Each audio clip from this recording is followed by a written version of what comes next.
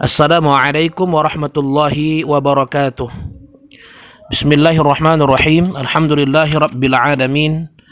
Assalatu wassalamu ala sayyidina Muhammadin wa ala ali baitihi wa sahbihi ajma'in, amma ba'du. Baik, kita sambung kembali kajian kita membaca kitab Talbis Iblis karya Imam Ibnul Jauzi dengan tema besar Zikru Talbisi Iblisa 'alal Awam. Pembahasan tentang talbis atau tipuan iblis ke atas orang-orang awam. Faslun, wa min talbisihi 'alal awami itlaquhum anfusahum fil ma'asi. Di antara talbis iblis ke atas orang awam ialah mereka merasa bebas untuk melakukan maksiat ke atas diri mereka. Fa'idha wubihu takallamu kalamaz zanadiqah. Apabila mereka ditegur atas perbuatan maksiat yang mereka lakukan, mereka akan berkata-kata dengan perkataan orang-orang zindiq. Orang-orang zindiq itu adalah orang-orang yang mendekati kelompok ateis, orang yang dalam kehidupannya sehari-hari seperti tidak beragama, seperti tidak bertuhan. Nah, jadi orang-orang awam di kalangan kaum muslimin juga begitu. Ada di antara orang awam ini yang merasa karena dia orang awam, dia bukan ulama, dia bukan ustadz gitu, dia bukan orang yang hari-harinya berkecimpung mengurusi urusan agama, dia merasa dirinya bebas berbuat maksiat. Toh saya juga bukan ustadz gitu, saya juga bukan ulama kok, saya bukan orang pengajian. Faminhum may yaqul, di antara mereka ada yang mengatakan la atruku naqdan linasihi. Aku tidak akan meninggalkan sesuatu kenikmatan yang kontan demi mendapatkan kenikmatan yang kredit. Nasiah itu maknanya kredit yang datangnya nggak kontan. Maksudnya begini, kalau ditegur, kenapa kamu berjudi, kenapa kamu berzina, lebih baik kamu menahan dirimu dari perbuatan dosa supaya nanti kamu di akhirat mendapatkan nikmat. Dia akan mengatakan, alah, hidup di dunia ini cuma sekali. Kalau tak sekarang kita kerjakan yang enak-enak nih, kapan lagi? Akhirat itu nantilah itu. Nah, nanti kalau dah tua nanti bisa taubat. Nah, artinya dia tidak mau meninggalkan kenikmatan atau kemaksiatan yang sifatnya mendatangkan kenikmatan yang kontan, demi untuk menanti kenikmatan yang abadi di akhirat. Walau fahimu la'alimu anna hadza laisa binaqdin. Andai mereka faham, andai mereka tahu bahwasanya kenikmatan yang mereka dapatkan itu bukanlah merupakan kenikmatan kontan, li'annahu muharramun, karena perbuatan mereka itu diharamkan oleh Allah.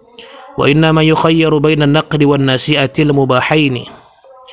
Karena dalam agama itu kita itu hanya diberikan pilihan untuk mengambil sesuatu hal yang sifatnya kontan ataupun kredit jika itu halal.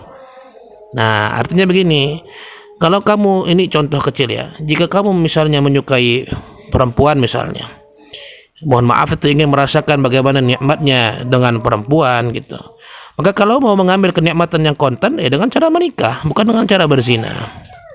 Nah, seperti itu supaya nanti mendapatkan nikmat yang sifatnya nasiah kredit. Apa itu? Nikmat mendapatkan surga di akhirat nanti, karena hubungan yang kita lakukan ketika di dunia merupakan hubungan yang halal. Nah, jadi berzina itu bukan nikmat yang sifatnya kontan, itu azab itu. Dan itu perbuatan haram. Jadi kalau mau mengambil kenikmatan yang kontan, cari kenikmatan yang halal. Banyak gitu. Di antara banyak minuman yang enak itu, kenapa harus minum kamput?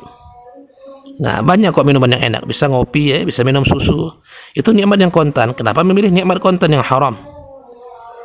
Nah, famathaluhum kamathali mahmumin jahilin ya'kulul 'asala fa idza 'utiba qala asy-syahwatu naqdun wal 'afiyatu nasi'atun.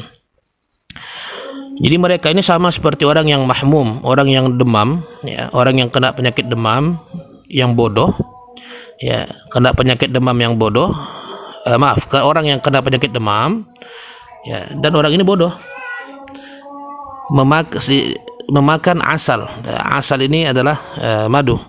Jadi permisalan orang yang seperti tadi itu, seperti orang yang bodoh kena penyakit demam dan dia minum asal.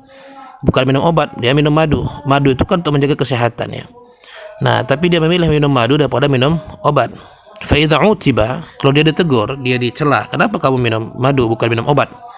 Qal asyahwatu naqdun. Namanya selera itu ya kontan. Bagaimana dibuat? Namanya selera. Wal afiyatu nasiatun. Sedangkan afiyah atau kesembuhan itu sifatnya kan kredit, nggak bisa kontan. Ya sudah, nanti kalau sehat-sehat lah itu. Yang penting sekarang saya mau minum madu gitu. Ini mungkin contoh ya, ini apa namanya, frasa ini mungkin populer di zaman itu bukan menafikan madu sebagai obat ya, tapi mungkin ini frasa ini ingin menjelaskan bahwa ada orang dia tidak makan obat, mengharapkan kesembuhan, tapi tidak mau makan obat, dan justru memakan sesuatu yang sifatnya tidak ada relevansinya dengan kesembuhan, malah bisa menjerumuskan pada penyakit yang lebih parah. Misalnya ada orang dia punya sakit lambung. Biasanya orang yang punya sakit lambung itu kan dicegah atau sebaiknya menghindari minum kopi ya. Ditanya, Anda kan punya sakit lambung tuh, tapi kenapa kok minum kopi juga? Dia menjawab, alah kalau emang sembuh nanti tuh, toh sembuh juga nggak kontan kan, sembuhkan kan pelan-pelan. Jadi kok minum kopi ya, namanya selera gimana, yang penting nggak banyak gitu. Nah, jadi ini orang awam itu permisalannya seperti ini, permisalannya. Jadi dia mengatakan bahwasanya saya ini kan bukan ustadz ya, saya bukan ulama, saya bukan orang pengajian, saya bukan orang ta'lim. Andai saya buat dosa pun ya kenapa rupanya, saya tidak merasa tercela ya. Saya tidak mau menunggu nikmat yang belakangan datang yang nanti di akhirat ya, lalu meninggalkan nikmat yang sekarang bisa diambil. Nah, itu seperti itu. Wallahu a'lam.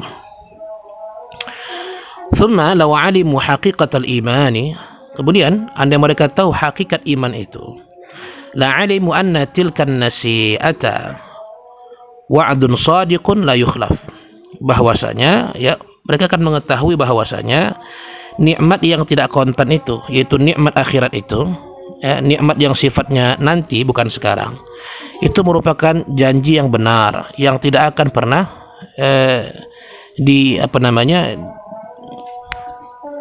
ingkari. Itu janji yang pasti. Jadi walaupun datangnya nggak sekarang, walaupun nikmat akhirat itu datangnya belakangan, ataupun azab akhirat itu datangnya belakangan, tapi dia merupakan wa'dun shadiq, janji yang benar, la yukhlaf, tidak akan diingkari. Nah, jadi kalau mungkin manusia berjanji ya, bisa jadi manusia itu kan dia PHP ya, pemberi harapan palsu. Walaupun janjinya menggebu-gebu ya, engkaulah bulan, engkaulah bintang, suatu saat nanti aku akan menikahimu, aku tidak akan tergoda dengan wanita manapun, misalnya begitu. Tapi nyatanya manusia tidak sedikit yang mengumbar janji, tetapi janjinya tidak dapat ditepati. Nah, ini mungkin bisa dikatakan nasi'ah, janji yang sifatnya itu kredit, tidak kontan sekarang, dan tidak jelas apakah janji itu akan ditunaikan ke depan atau tidak. Sama seperti juga calon-calon pejabat itu ya, sebelum jadi mereka berikan janji yang macam-macam sama kita, dan kita kadang curiga ini janjinya betul nggak ini, jangan-jangan cuma karena kampanye doang nih, akhirnya mereka berjanji akan memberikan kita A, akan memberikan kita B kalau mereka menang, walaupun faktanya setelah mereka menang banyak janji itu diingkari. Nah, beda sama dengan janji nikmat akhirat dan azab akhirat, itu wa'adun shadiq, janji yang benar ya, sangat jujur, la yukhlaf, tidak akan diingkari ya oleh yang berjanji, yaitu Allah Subhanahu wa taala. Walau amilu amal at-tujjar alladhina yukhatiruna bi katsirin min al-mali la yarjunahu min ar-ribh al-qalil lima yarjunahu min ar-ribh al-qalil la 'alimu anna ma tarakuhu qalilun wa ma yarjunahu katsirun. Andai mereka mengamalkan atau melakukan pekerjaan para pedagang, ini contoh orang-orang awam tadi nih ya, untuk menunjukkan bahwasanya cara berpikir mereka bahwa mumpung masih hidup di dunia ini, hidup cuma sekali, mari kita bersenang-senang ya. Ini perbandingan, andai mereka melakukan perbuatan pedagang, yang mana pedagang itu ya umumnya yukhatirun, mereka itu mengambil resiko dengan berinvestasi banyak harta. Mereka menghabiskan banyak harta mereka untuk berinvestasi, misalnya mengeluarkan modal untuk membeli barang yang akan dijual kembali, padahal apa yang mereka harapkan dari investasi itu keuntungannya itu kecil, keuntungan kecil. Contoh, kita beli barang harganya 10.000, kita jual barang itu 12.500, dibandingkan modal yang ditanam 10.000 ya, maka keuntungannya sangat kecil, hanya 2.500 ya. Tapi pedagang itu berani mengambil risiko ya, dengan mengeluarkan uangnya 10.000 untuk mengharapkan keuntungan yang lebih kecil, yaitu 2.500, padahal itu barangnya belum tentu laku. Tentulah mereka mengetahui bahwasanya apa yang ditinggalkan oleh pedagang itu bagi dirinya sendiri itu sedikit. Nah, sedangkan yang mereka harapkan itu besar. Jadi uangnya itu misalnya ada 100.000, dia akan keluarkan modalnya itu 90.000 untuk belanja barang. Yang dia tinggalkan untuk dirinya cuma 10.000, sangat sedikit, dengan harapan akan mendatangkan keuntungan yang besar. Nah, itu cara berpikir pedagang ya. Nah, andai orang awam itu mau berpikir ya, bahwasanya andailah hidup ini diumpamakan seperti berdagang ya, maka mari kita tinggalkan sedikit kenikmatan untuk diri kita, jangan juga dibuang. Tetapi mari kita gadaikan banyak kenikmatan yang kita punya, yang bisa kita lakukan demi untuk mendapatkan keuntungan di akhirat. Kita tinggalkan ya, mabuk itu dalam Al-Quran Allah sendiri mengatakan khamar itu punya manfaat, bukan nggak ada manfaat. Minum khamar itu bisa membuat tenang, itu diakui dalam Al-Quran ada manfaatnya. Tetapi dampak buruk yang dihasilkannya itu jauh lebih besar ya, bukan tidak ada dampak baiknya. Maka mari kita tinggalkan itu, kita cari kenikmatan yang lain yang mungkin tidak senikmat khamar, demi untuk mengharapkan keuntungan besar nanti di akhirat. Tapi orang awam itu banyak yang tidak seperti itu ya, mumpung masih hidup di dunia, hidup cuma sekali ya, maka mari bersenang-senang. Nah, itu filosofi orang-orang yang pelaku maksiat tuh, yang kena talbis oleh iblis. Bahkan di Amerika itu mereka punya satu istilah yang yang selalu disebut untuk menunjukkan kegemaran mereka pada berfoya-foya, yaitu kalimat YOLO, YOLO, YOLO. Sering tuh, misalnya ada orang diajak dugem gitu ya, diajak berjudi, diajak bermaksiat, berzina, nggak mau tuh, maka teman-temannya akan meledek, YOLO katanya. YOLO itu maknanya you only live once, kamu hanya hidup sekali, ayolah mari bersenang-senang, jangan terlalu jaim lah. Nah, hidup cuma sekali, kalau nggak sekarang kapan lagi kita menikmati masa-masa indah seperti ini? YOLO, you only live once. Nah, itu filosofi orang zindik ya, karena hidup cuma sekali ya sudah, mari kita menikmatinya, nggak penting apa nanti yang akan terjadi, akhir terjadilah, biarlah hidup itu mengalir. Nah, ini tidak benar, dalam Islam tidak seperti itu. Walau annahum mayyazu baina ma atharu wa ma afatu anfusahum la ra'au ta'jila ma ta'ajjalu idh fatahum ar-ribhu ad-da'imu wa awqa'ahum fil 'adzabi alladhi huwa al-khasranu al-mubinu alladhi la yatalafa. Andai mereka bisa membandingkan atas perbuatan-perbuatan baik yang mereka tinggalkan untuk diri mereka dan apa-apa yang mereka luputkan pada diri mereka dari perbuatan baik, tentulah mereka akan melihat bahwasanya tergesa-gesanya mereka selama ini dalam melakukan keburukan dan kemaksiatan, dan efek yang akhirnya menyebabkan mereka itu kehilangan keuntungan yang kekal di akhirat, justru nanti akan mencampakkan mereka ke dalam azab Allah Subhanahu wa taala. Itulah kerugian yang paling nyata yang tidak bisa nanti ditutupi di akhirat. Nah, artinya begini, andailah orang-orang awam ini bisa berpikir ya, bahwasanya mereka itu pasti ada kebaikannya, tidak mungkin tidak ada kebaikannya, tapi andai mereka berpikir kebaikan yang mereka sisakan untuk diri mereka, untuk mereka ambil nanti kebaikannya di akhirat, dibandingkan dengan kebaikan yang banyak sekali yang mereka tinggalkan akibat terjerumus pada perbuatan maksiat ya, tentulah ini sejelas-jelasnya kerugian. Nah, sejelas-jelasnya kerugian. Itu sebab kenapa nanti di akhirat ya, orang-orang akan menjerit di hadapan Allah, ya laitani qaddamtu li hayati, duhai andai saja aku bisa dikembalikan Allah ke dalam dunia, dibalikkan hidup dalam dunia. Karena mereka menyesal, karena kebaikan-kebaikan yang mereka sisakan untuk diri mereka itu sangat sedikit dibandingkan kebaikan-kebaikan yang telah mereka lewatkan sewaktu mereka hidup.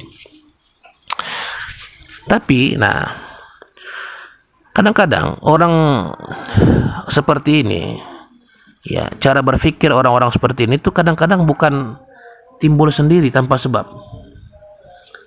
Sebagian daripada pola fikir seperti ini juga itu disebabkan oleh para dai-dai yang justru menyebabkan orang-orang yang ahli maksiat itu semakin gemar bermaksiat.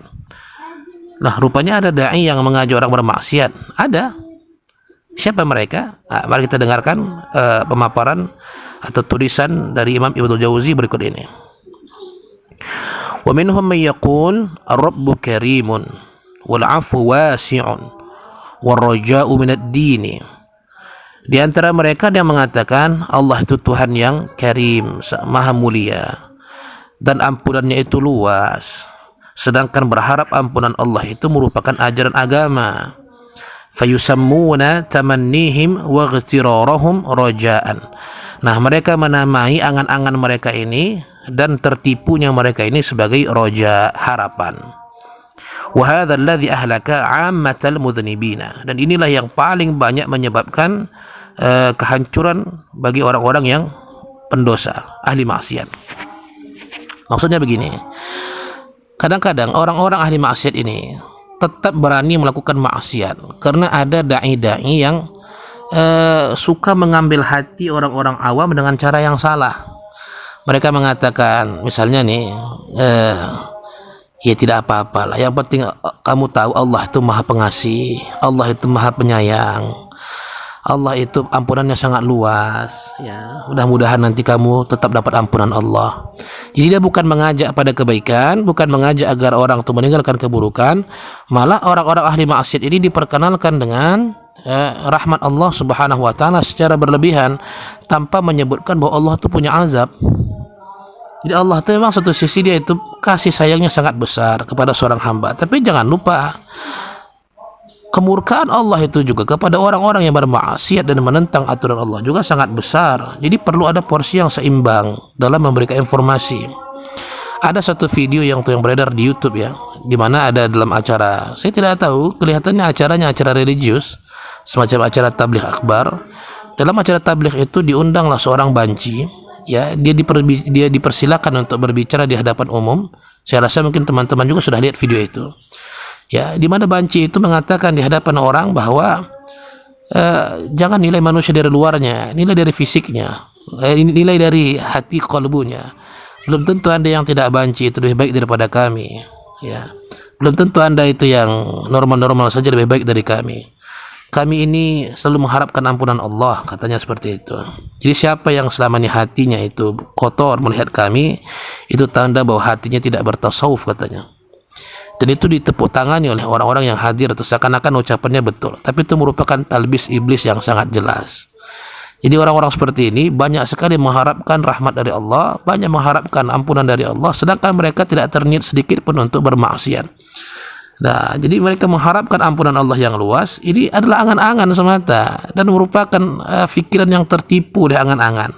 Dan celakanya, angan-angan ini mereka sebut dengan roja. Roja itu harapan. Padahal roja itu bukan seperti itu. Roja yang disebut oleh Imam Al-Ghazali adalah setelah kita beramal, kita berharap kepada Allah agar mudah-mudahan amal kita diterima oleh Allah sehingga menjadi sebab dimasukkan ke dalam surga. Kita bukan bergantung pada amal, tetap kita bergantung kepada ridhonya Allah Subhanahu wa taala setelah kita beramal. Ini namanya roja. Tapi kalau kita bermaksiat terus-menerus dengan harapan nanti Allah mengampunkan kita di akhirat, ini bukan roja. Ini namanya tamanni, angan-angan saja. Angan-angan. Karena kata Imam Ibnu Athaillah, ya, Al-Iskandari dalam kitabnya Al-Hikam, yang namanya roja, ya, roja tanpa usaha itu tamanni, itu angan-angan semua itu. Nah, itu bukan roja sungguhan. Roja itu kita sudah beramal sungguh-sungguh, lalu kita berharap agar Allah ridho dengan kita. Itu, tapi kalau kita sungguh-sungguh maksiat dengan harapan Allah ampunkan kita, itu bukan roja tapi angan-angan. Qala Abu Amr ibn al-Ala, berkata Imam Abu Amr ibn al-Ala, balaghani anna al-Farazdaq jalasa ila qaumin yatadhakkaruna rahmatallahi. Telah sampai informasi kepadaku bahwasanya Farazdaq itu adalah salah seorang penyair pada masa tabi'in. Pada suatu ia duduk bersama sekelompok orang, yang mana orang-orang ini sedang berzikir kemudian mengingat rahmat Allah Subhanahu wa taala. Fakana awsa'ahum fir raja'i sadran. Dan Farazdaq itu adalah orang yang paling tinggi rojanya, hatinya itu paling luas rojanya. Jadi Farazdak ini adalah seorang penyair ya. Wallahu alam, saya tidak tahu apakah riwayat ini benar, bisa dikonfirmasi karena setahu saya Farazdak ini juga adalah orang alim yang menjaga syair-syair Arab. Wallahu alam apakah beliau ini dari segi ilmu-ilmu syariahnya juga dianggap sebagai kalangan ulama. Tapi kita dengarkan saja, kalaupun ini kisahnya ini tidak dapat dipastikan kesahihannya, tapi mari kita ambil iktibarnya. Karena bagaimanapun Imam Ibnul Jauzi ini juga seorang al-hafiz ya, seorang pakar hadis yang mengetahui banyak riwayat. Beliau mendapatkan informasi daripada Abu Amr ibn al-Ala. Beliau mengatakan, telah sampai kepadaku informasi bahwasanya Farazdak sedang duduk bersama sekelompok orang yang sedang berzikir mengingat rahmat Allah. Dan Farazdak ini adalah orang yang hatinya paling luas ya, dadanya paling luas, rojanya, harapannya kepada Allah. Faqalu lahu, orang-orang itu bertanya kepada Farazdak, lima taqzaf al-muhsanati, kenapa kamu menuduh perempuan yang baik-baik melakukan perbuatan zina? Jadi maknanya dalam kisah ini kelihatannya Farazdak ini sengaja melakukan perbuatan yang haram. Orang bertanya kepada Farazdak, kenapa kamu kerjakan perbuatan haram itu? Kenapa kamu menuduh perempuan baik-baik berzina? Faqala, maka dijawab oleh Farazdak, akhbiruni law adhnabtu ila walidayya ma adhnabtu ila rabbi azza wa jalla atarahuma kana yutibani nafsan ay yaqdhifani fi tanurin mamlu'an jamra. Kabarkan kepadaku ya, tolong jawab kepadaku, andai kata aku melakukan kesalahan kepada kedua orang tuaku di mana aku tidak melakukan kesalahan kepada Allah, bagaimana pendapat kalian? Apakah mereka berdua akan tega untuk mencampakkan aku di dalam jurang neraka yang dipenuhi dengan batu-batuan neraka? Artinya begini, andai kata aku punya orang tua, aku melakukan kesalahan kepada orang tuaku, aku melakukan sebuah dosa yang membuat orang tuaku itu murka. Kira-kira andai kata nanti mereka itu berhak memasukkan aku ke neraka, kira-kira mereka enak hati tidak untuk memasukkan aku ke neraka? Kira-kira mereka itu tega nggak mencampakkan aku ke neraka? Ya, mencampakkan aku sebagai anaknya ke neraka. Qalu la innama kana yarhamanika. Mereka orang-orang yang sedang berzikir itu mengatakan, oh tidak mungkin, karena kedua orang tuamu itu sangat menyayangimu, tidak mungkin kau dicampakkan ke neraka. Qala, berkata Al-Farazdak, fa inni uthiqu bi rahmati rabbi minhuma, sesungguhnya aku lebih meyakini kasih sayang Tuhanku dibandingkan kedua orang tuaku. Artinya, kalau orang tuaku saja tidak tega mencampakkan aku ke dalam neraka akibat kesalahanku kepada kedua orang tuaku, bagaimana mungkin ya Allah Subhanahu wa taala, zat yang lebih rahmat, ya tega mencampakkan hambanya, sedangkan orang tua kita sendiri saja pun tidak tega. Nah, ini kata Farazdak. Nah, lihat ya bagaimana perkataan ini. Wallahu a'lam, saya tidak katakan ini adalah pasti perkataan Farazdak, karena di kitab yang saya pegang tidak ada tahqiq dari penulis atau ta'liq apa riwayat hadis, riwayat perkataan ini. Tapi mari kita ambil sebagai i'tibar. Andai ini diucapkan kepada orang awam, ya, dia justru akan semakin jatuh pada lubang kemaksiatan. Ini berbahaya. Ya, membandingkan antara rahmat Allah dengan rahmat orang tua. Padahal ya, rahmat Allah itu bukan itu maksudnya. Rahmat Allah itu bukan belas kasih. Dalam kitab Tuhfatul Murid, Syarh Jawharatul Tauhid, kitab tauhid yang standar ya, dibahas oleh kita para pengikut ajaran Ahlus Sunnah wal Jamaah, ditulis oleh Imam Ibrahim Al-Bajuri. Yang namanya rahmat Allah itu adalah al-ihsan atau iradatul ihsan, yaitu di mana Allah Subhanahu wa taala berbuat baik kepada hamba. Hamba bekerja, diberikan rezeki. Seorang hamba itu berdoa, Allah kabulkan. Seorang hamba itu hidup, dia butuh makan, maka Allah ciptakan berbagai makanan dalam semesta. Ada hewan, ada ikan ya, ada ayam. Itu rahmat Allah. Bukan rahmat dalam pengertian yang umum dalam bahasa Arab, yaitu riqqatul qalbi, ketidaktegaan hati. Allah itu hati, Allah tidak boleh dikatakan hatinya tidak tega, nggak boleh. Tidak boleh seperti itu, karena itu secara tabiat adalah perbuatan manusia. Mana boleh dikatakan Allah itu hatinya nggak tegaan gitu. Nggak bisa. Allah itu iya betul dia rahim, artinya adalah Allah itu zat yang senantiasa memberikan kebaikan, tapi bukan zat yang tidak tegaan. Makanya kata Imam Ibnul Jauzi, qultu wa hadzal jahlul mahdhu, ini merupakan kebodohan yang nyata, ini murni sekali bodohnya. Kenapa demikian? Lianna rahmatallahi azza wa jalla laysat biraqqati tab'in. Karena rahmat Allah itu bukan hati yang tidak tega. Jadi kasih sayang Allah itu bukan diartikan Allah itu enggak tega hatinya. Walau kanat kadzalik, karena kalau diartikan seperti itu, lama dzubiha usfur, tentulah burung-burung itu tidak disembelih. Wala umita tiflun, anak-anak tak dimatikan. Wala udkhila ahadun ila jahannam, dan tidak akan ada satu orang pun dicampakkan ke neraka jahannam. Nyatanya tidak, Allah mengancam orang masuk dalam neraka jahannam. Kenapa? Karena sifat rahmah atau asma Allah yang namanya Rahman itu bukan berarti orang pendosa pun bisa masuk surga juga seenaknya begitu saja karena Allah tak tega, bukan. Rahman itu maknanya Allah itu adalah muridul ihsan. Allah memberikan kebaikan kepada setiap hamba yang bekerja dikasih rezeki. Burung saja mencari makanan, Allah kasihkan dia makanan. Dia bawa pulang seekor cacing untuk diberikan makan pada anak-anaknya. Begitu rahmat Allah, bukan tak tegaan Allah. Karena kalau diartikan Rahman itu adalah sifat tidak teganya Allah kepada hamba.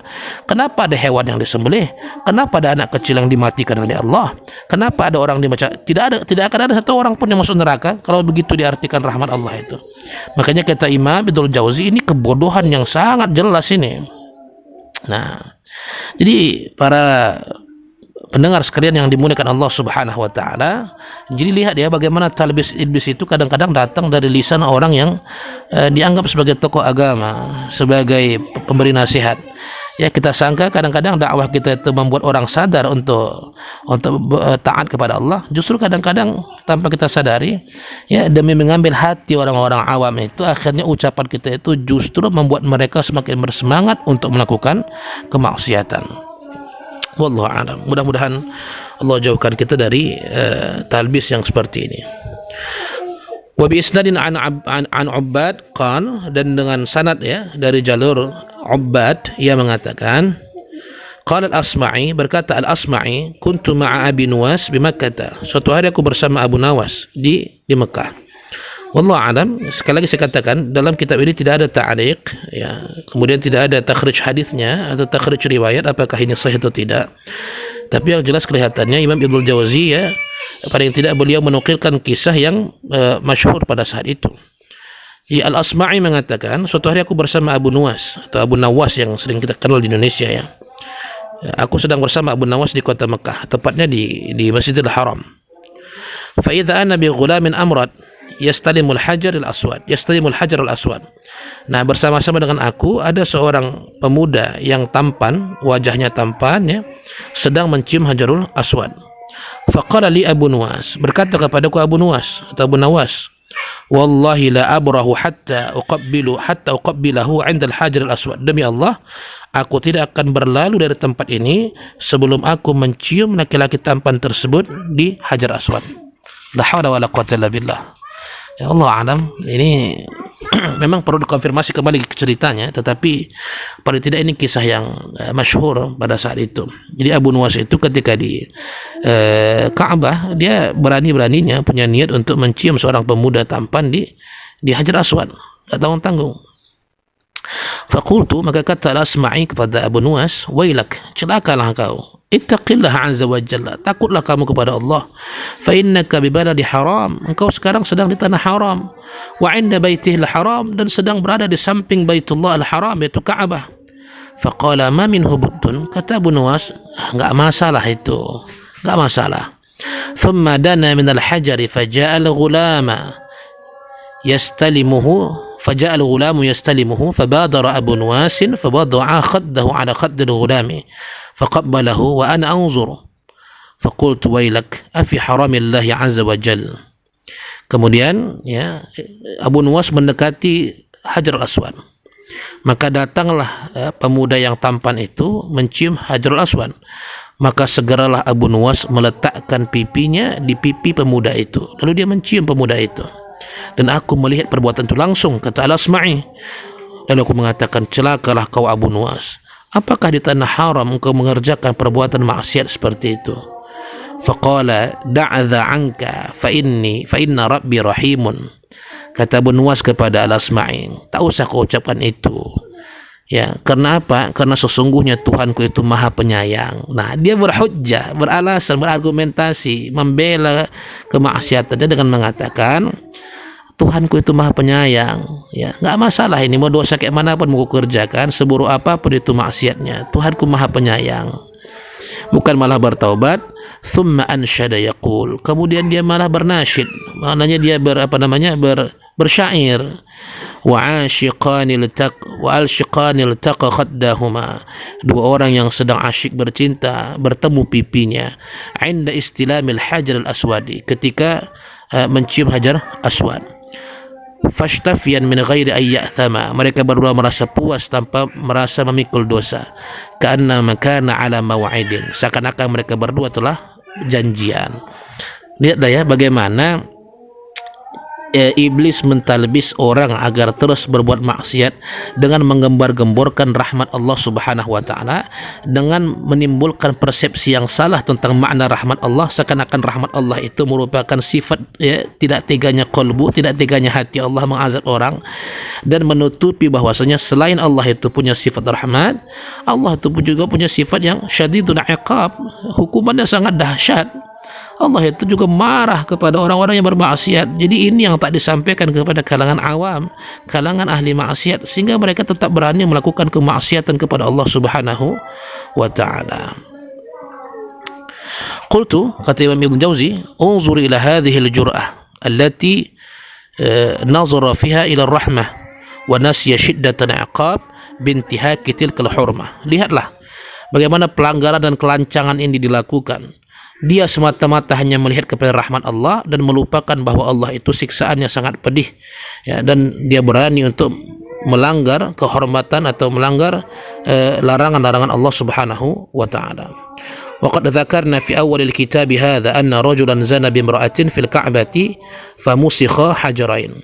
Dan telah kami sebutkan riwayat pada awal kitab ini bahwasanya ada seorang perempuan berzina dengan seorang laki-laki di Ka'bah, dan Allah Subhanahu wa taala, ya, merubah mereka berdua itu menjadi dua batu. Artinya mereka berdua dikutuk menjadi dua buah batu. Walaqad dakhalu ala Abi Nuwas fi maradi mautihi faqalu lahu tub ila Allah azza wa jalla. Dan ketika Abu Nuwas itu dalam keadaan sakaratul maut, di penghujung hayatnya, ada beberapa orang mendatangi Abu Nuwas. Mereka mengatakan kepada Abu Nuwas, ya, bertaubatlah engkau kepada Allah Subhanahu wa taala. Faqala iyaya tukhawifuni, haddathani Muhammad ibn Salamah an Yazid ar-Raqashi an Anas qala Rasulullah sallallahu alaihi wasallam likulli nabiyyin syafa'atai wa inni ikhtaba'tu syafa'ati ahli al-kaba'iri min ummati aftari la akuna ana ma'ahum. Ketika Abu Nuwas diberikan nasihat, dia mengatakan, tak usah kau takuti aku. Kenapa? Karena telah mengabarkan kepadaku Muhammad bin Salamah dari Yazid ar-Raqashi dari Anas bin Malik radhiyallahu anhu, yang mengatakan Rasulullah sallallahu alaihi wasallam bersabda, setiap nabi itu memiliki dua syafaat. Maknanya ada dua doa yang tidak akan ditolak oleh Allah Subhanahu wa taala, pasti dikabulkan. Dan aku simpan satu doaku itu kepada orang-orang yang pelaku dosa besar dari kalangan umatku. Nah, maka aku berharap aku tidak termasuk dari kalangan mereka. Artinya begini, Abu Nuwas ketika di penghujung ayatnya, ketika dinasihati oleh orang, bertaubatlah, banyak sekali kesilapan yang kau buat ini, mudah-mudahan Allah mengampunkan dosamu. Apa kata dia? Tak usah takut-takutnya aku. Kenapa? Karena baginda Rasulullah itu punya dua doa yang tidak akan ditolak oleh Allah, pasti makbul. Yang andai kata Rasul bacakan itu dua doa itu, pasti dikabulkan Allah pada saat itu juga. Dan dalam hadis itu dikatakan bahwa saja salah satu dari dua doa yang makbul itu masih disimpan Rasulullah. Nanti di akhirat akan Rasulullah bacakan doa itu, dan Rasul khususkan agar Allah mengeluarkan pelaku dosa besar dari siksanya. Jadi kata Abu Nuwas, dia menolak untuk bertaubat. Kenapa? Karena dia telah dijanjikan ampunan di akhirat nanti di padang mahsyar, karena doa Rasulullah SAW masih ada satu lagi yang Rasul simpan untuk pelaku dosa besar. Jadi begitu ya, sampai begitunya ya, orang tidak mau bertaubat karena ditalbis oleh iblis. Qala al-musannif rahimahullah ta'ala, berkata Imam Ibnu Jauzi, penulis kitab ini, semoga Allah merahmatinya, wa khata'u hadzal rajuli min wajhain. Kesalahan fatal lelaki ini dilihat dari dua sisi. Ahaduhuma annahu nazara ila janibir rahmati wa lam yanzur ila janibil iqab. Yang pertama, orang ini hanya melihat dari sisi rahmatnya Allah dan dia tidak melihat dari sisi dahsyatnya hukuman ataupun kemarahan Allah Subhanahu wa taala. Wa tsani annahu nasiya anna ar-rahmata innama takunu litaibin. Dia lupa bahwasanya rahmat Allah itu hanya diperuntukkan bagi orang yang bertaubat kepada Allah Subhanahu wa taala, bukan ahli maksiat, dia pelaku dosa besar yang sampai mati tak mau juga bertaubat. Rahmat Allah itu bagi orang yang bertaubat.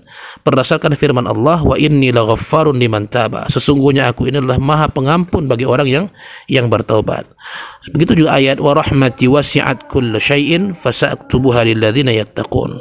Rahmatku itu kata Allah itu meliputi segala sesuatu, semua makhluk kuberikan rahmat dan aku berikan rahmat tersebut bagi orang-orang yang bertakwa kepadaku. Nah, jadi bagi yang bertakwa, bagi orang yang bertaubat kepada Allah baru dapat rahmat Allah. Ini tidak pelaku dosa besar, pelaku maksiat, rutin bermaksiat disuruh taubat menolak mengharapkan rahmat Allah. Ini bukan roja ya, ini adalah tamanni, harapan palsu. وهذا التلبيس هو الذي يهلك عامة العوام. Talbis iblis inilah yang banyak menghancurkan mayoritas orang-orang awam. Waqad kashafnahu fi dzikri ahli ibahah, dan telah kami bongkar hal tersebut ketika menjelaskan orang-orang yang ahlul ibahah, orang yang menghalalkan segala cara. Baik.